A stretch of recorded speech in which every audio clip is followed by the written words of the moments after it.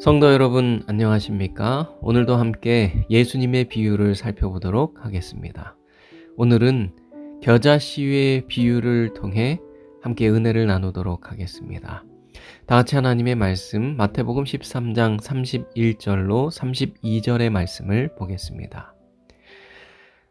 또 비유를 베풀어 가라사대 천국은 마치 사람이 자기 밭에 갖다 심은 겨자씨 한 알 같으니 이는 모든 씨보다 작은 것이로되 자란 후에는 나물보다 커서 나무가 되매 공중의 새들이 와서 그 가지에 깃들이느니라. 예수님은 사람들이 천국에 대해 분명한 이해를 갖게 되기를 원하셨습니다. 그래서 주님은 여러 비유를 사용하셔서 천국의 어떠함과 그 속성을 풍부하게 나타내셨습니다. 당시의 사람들은 천국을 어떤 곳이라고 생각했을까요? 천국은 아주 작은 곳이라고 생각했을까요? 아니면 아주 큰 곳이라고 생각했을까요? 여러분의 생각은 어떠하십니까? 천국은 크고 강한 곳일까요? 아니면 작고 왜소한 곳일까요? 당시의 사람들은 천국은 아주 크고 강한 곳이라고 생각했습니다. 그런데 주님은 천국을 아주 작은 겨자씨 한 알로 비유하여 말씀하셨습니다. 이 세상은 크고 강한 것이 대접받는 세상입니다. 그런데 천국이 겨우 이 겨자씨 한 알과 같다고 주님께서 말씀하신 것입니다. 여러분, 그렇다면 이 겨자는 어떤 식물이었을까요? 겨자는 근동지방에서 흔히 볼 수 있는 일년생 식물이라고 합니다. 겨자는 나무가 아니라 빨리 자라고 쉽게 번식하는 일년생 식물이라고 합니다. 겨자씨가 작다는 말은 우리가 지금껏 많이 들어보았습니다. 그러나 겨자가 나무가 아니라는 말, 일년생 식물이라는 말은 지금껏 들어보지 못하셨을 것입니다. 겨자는 이 봄철에 노란 꽃을 피우는 일년생 식물입니다. 겨자씨는 아주 작지만 매우면서도 향기로운 맛이 있어서 가루로 만들어 양념이나 약재로 쓰인다고 합니다. 그리고 겨자 잎과 줄기는 채소로 공급되는 매우 유익한 식재료가 될 수 있다고 합니다. 이 이스라엘의 순례를 가면 사람들이 가장 보고 싶어하는 성지식물 가운데 하나가 바로 이 겨자라고 합니다. 예수님께서 걸어 다니셨던 그 아름다운 갈릴리 호수를 걸어가다 보면 사람들의 마음에 감동이 되고 은혜가 넘친다고 합니다.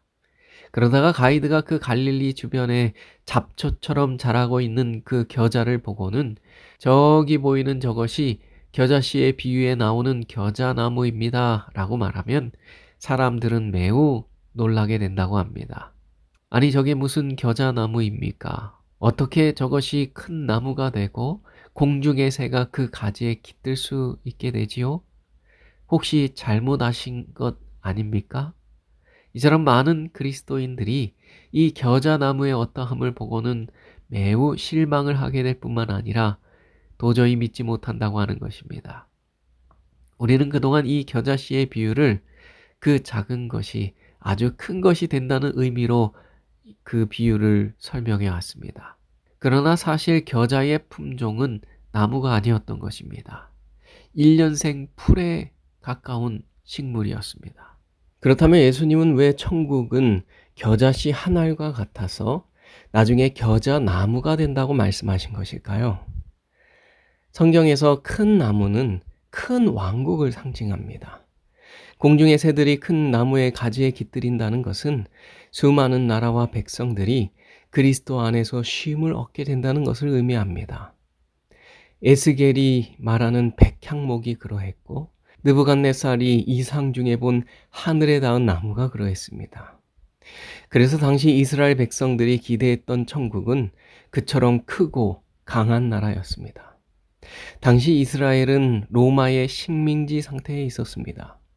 몇몇 특권 계층을 제외하고는 대다수의 민중들이 그 압제의 고통 속에서 신음하고 있었습니다. 그래서 이스라엘에는 끊임없는 반란이 일어났고 사람들의 마음은 점점 피폐해져만 갔습니다. 그래서 당시 유대인들은 기존의 모든 질서를 깨뜨리고 이스라엘이 이 세계의 중심으로 우뚝 서게 되는 크고 강대한 나라가 되기를 기대했던 것입니다. 만일 그런 생각을 가진 그들에게 천국을 나무로 비유하라고 한다면 그들이 어떤 나무로 비유했을까요? 그들은 당연히 나무의 으뜸인 백향목을 천국으로 비유했을 것입니다. 백향목은 크게 자라면 높이가 80m까지 자라고 지름이 12m에 이르는 매우 큰 나무입니다. 무려 25층 건물 높이에 굵기는 성인 남자 여럿이 팔을 벌려 늘어서야 할 정도의 크고 멋진 나무인 것입니다. 더구나 백향목은 성전을 건축할 때 사용된 나무였습니다. 이사야 선지자는 회복된 이스라엘을 상징하는 예언적인 의미로 백향목을 사용했습니다. 그러니 얼마나 하나님의 나라를 설명하기에 적절한 나무입니까? 하나님의 나라는 백향목과 같으니 모든 산들 위에 뛰어날 것이며, 예수님께서 이렇게 비유하셨다면 사람들이 고개를 끄덕이며 기뻐했을 것입니다. 그런데 예수님은 이 크고 멋진 백향목이 아닌 겨자를 비유로 천국을 설명하셨습니다.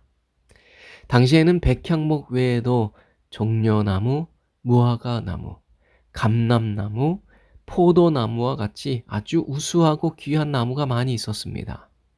그러나 예수님은 그 좋은 나무들을 다 제쳐두고 천국을 겨자에 비유하셨습니다. 겨자는 우아하고 고고한 것과는 거리가 멉니다. 그런데 왜 예수님께서 그 작고 초라한 것으로 천국을 비유하셨을까요?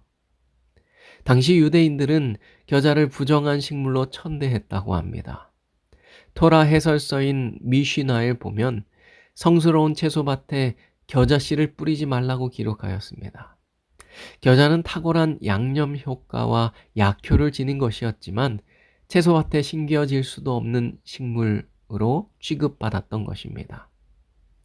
주님은 이렇게 부정하게 여김을 받는 겨자를 통하여 천국을 설명하셨습니다. 겨자는 아무도 주목하지 않는 그저 보잘것없는 것입니다. 그러나 겨자는 근동의 그 뜨거운 태양에서 작은 새들이 피할 곳이 되어줍니다. 백향목의 그 거대한 그늘이 아니라 할지라도 작은 새들이 쉬기에는 충분한 매우 고마운 그늘이 되어주는 것입니다. 또 그 그늘 밑에는 이 새들이 먹기에 알맞은 겨자 씨들이 떨어져 있어서 새의 먹거리도 공급하여 주는 것입니다. 겨자는 결코 중심이 아니고 최고도 아닙니다.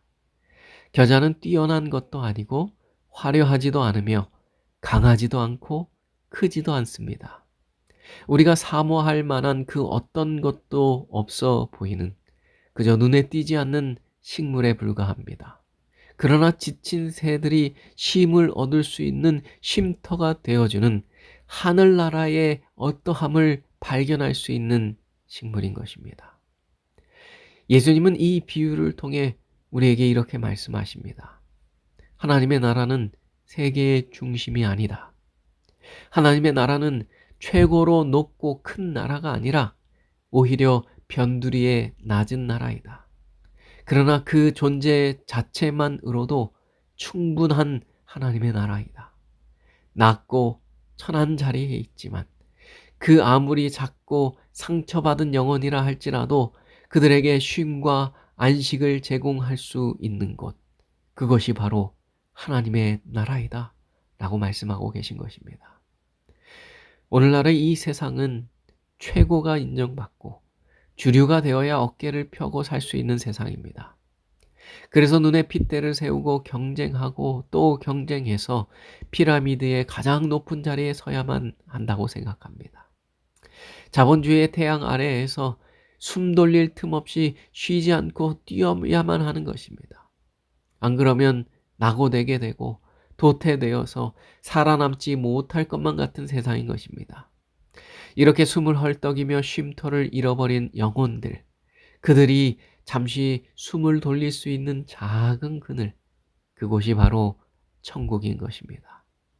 하나님의 백성들은 반드시 최고가 되거나 주류가 되어야 할 필요가 없습니다. 그저 있는 그곳에서 누군가 지친 영혼에게 그늘을 드리워주는 쉼터가 될 수 있다면 그것이 곧 천국인 것입니다. 천국은 호화로운 나라가 아닙니다. 비록 낮고 작아서 보잘것없는 겨자처럼 보일지라도 그 어떤 상처받은 영혼을 향해 활짝 열려있는 나라인 것입니다. 예수님은 겨자와 같은 분이셨습니다. 예수님은 겨자처럼 화려하지 않으셨고 그저 작고 낮은 신분으로 이 땅에 오셨습니다. 천국은 그렇게 낮은 곳에서 시작되었습니다. 3층 하늘의 그 높은 보좌에 계신 하나님이 아니라 겨자처럼 우리 곁에 우리의 삶 아주 가까이 이 낮고 낮은 곳에 오신 것입니다. 너무 높아서 한 계단 한 계단 힘들게 올라가야 하는 곳에 하나님이 계신 것이 아닌 것입니다. 찾아가기 아주 쉬운 곳, 낮고 낮은 곳으로 주님께서 오신 것입니다. 그렇게 낮은 곳에 오신 예수님, 그분의 그늘에 깃든 새들은 세리와 창녀, 가난한 자들과 이방인들, 그리고 어부 출신 제자들이었습니다. 그들은 예수님의 그늘에서 쉼과 용서와 참된 진리와 하늘나라를 발견하였습니다. 주님은 그곳에서 하늘의 양식을 그들에게 먹이셨습니다. 그러자 그들은 새 힘을 얻고 날아오르기 시작했습니다. 하늘나라는 바로 그런 곳입니다. 우리의 삶, 우리의 일상의 중심에 찾아오신 주님. 그 낮은 곳으로 오셔서 우리와 같이 작고 상처받은 영혼의 위로가 되어주는 그곳이 곧 하늘나라인 것입니다. 오늘 저와 여러분이 그 나라에서 살게 되시길 간절히 바랍니다. 이 본문의 말씀 가운데 등장하는 농부는 자기의 밭에 겨자씨를 심었습니다. 겨자는 들판에 널려있는 잡초에 불과합니다. 그런데 농부는 그런 잡초의 씨 하나를 자신의 정원에 심은 것입니다. 여러분, 볼품없는 잡초를 자기 집 밭에 심어서 그것을 애지중지 키우는 사람을 본 적이 있으십니까? 겨자는 보기에 아름다운 것도 아니고 향기가 있는 것도 아닙니다. 그야말로 잡초 중의 잡초입니다. 밭에 이와 같은 잡초가 있으면 도리어 그것을 전부 뽑아 버려야 합니다. 그런데 농부는 그 잡초를 심어서 나무처럼 크게 키우는 것입니다. 예수님이 사역하시는 그 당시 갈릴리 지역의 사람들은 갈릴리 주변에 피는 겨자를 너무나도 잘 알고 있었을 것입니다. 예수님은 그런 잡초의 씨앗을 자기 밭에 심으시겠다고 말씀하고 계신 것입니다. 그래서 그 겨자를 키워서 새들이 깃드는 큰 나무로 자라게 하겠다고 말씀하고 계신 것입니다. 당시의 사람들은 이 말씀을 듣고 말로는 설명할 수 없는 매우 큰 은혜를 받았을 것입니다. 하나님은 잡초 같은 인생, 그저 평범한 민중, 눈에 띄게 탁월하지도 않고 부자도 아니고 무언가 특별한 것을 가지고 있지도 않은 인생, 비주류와 같은 인생, 그다지 중요하게 여겨지지 않는 인생, 잠시 났다가 사라질 인생을 당신의 밭에 심으신 것입니다. 그리고 그 인생을 가꾸고 돌봐서 마침내 새가 깃드는 큰 나무로 자라게 하시겠다고 말씀하고 계신 것입니다. 예수님의 12 제자들도 별 볼 일 없는 비주류의 인생이었습니다. 그러나 훗날 그들은 수많은 새들이 깃드는 거목이 되었습니다. 주님은 잡초처럼 버려진 인생, 세리와 창기, 병든 문둥병자와 같이 사회에서 소외된 인생을 찾고 계십니다. 그리고 그 인생을 전혀 다른 인생으로 놀랍게 바꿔 놓으실 것입니다. 그러므로 나의 자금과 연약함, 나의 볼품없음은 결코 중요한 것이 아닙니다. 누가 나의 주인인가? 예수님이 나의 주인인가? 이것이 우리에게 가장 중요한 문제인 것입니다. 내가 비록 들판에 널려있는 겨자와 같은 한 해살이 풀이라 할지라도 하나님의 밭에 심겨진 풀이라면 우리의 농부이신 하나님께서 우리를 수많은 새가 깃드는 거목으로 자라게 하실 것입니다. 예수님께서 겨자씨 한 알의 비유를 통해 말씀하신 하나님의 나라는 높고 거대한 나라가 아니었습니다. 하나님의 나라는 만사 형통의 나라가 아닙니다. 이겨내야 할 시련이 있고 핍박과 환란이 따르는 만만치 않은 삶일 것입니다.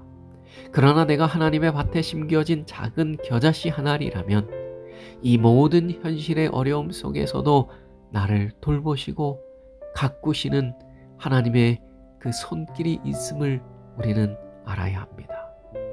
하나님의 손길이 있을 것입니다. 그러므로 예수 그리스도 안에서 참된 위로와 쉼과 용기를 얻게 되시길 간절히 바랍니다. 우리가 비록 작고 작은 겨자씨 하늘과 같은 인생을 살고 있다 할지라도 하나님은 우리의 삶에 크고 놀라운 일을 이루실 것입니다. 하나님의 그 역사하심을 기대하고 고대하는 저와 여러분의 삶이 되시길 간절히 바랍니다. 이제 퀴즈의 시간입니다. 다음 가로 안에 들어갈 알맞은 말은 무엇일까요? 또 비유를 베풀어 가라사대 천국은 마치 사람이 자기 밭에 갖다 심은 가로와 같으니 이는 모든 씨보다 작은 것이로되 자란 후에는 나물보다 커서 나무가 되매 공중의 새들이 와서 그 가지에 깃들이느니라. 정답을 아시는 분은 제게 문자로 그 정답을 적어 보내주시기 바랍니다. 이제 음악이 나오는 동안 오늘 우리가 함께 나눈 그 말씀을 묵상하시며 기도하는 시간을 갖도록 하겠습니다. 개인 기도 하신 후에 제가 마치는 기도를 하고 오늘 순서를 끝내도록 하겠습니다. 5분간 개인 기도 하시겠습니다.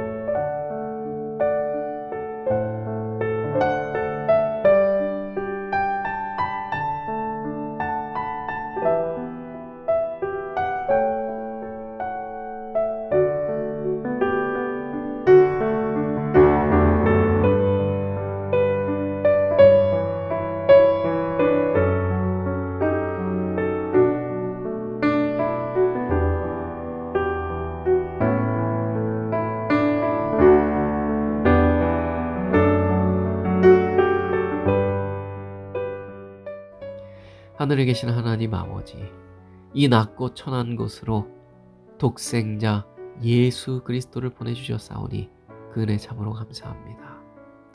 잡초처럼 버려진 인생, 작고 연약한 우리네 인생에 주여 찾아와 주시옵시고, 우리의 삶에 당신의 그 크고 놀라운 은혜와 사랑을 충만히 채워 주시옵소서.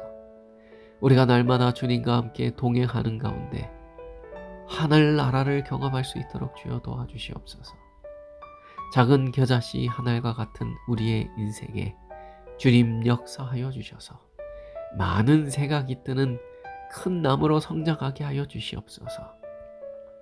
사랑이신 예수님의 이름으로 기도합니다.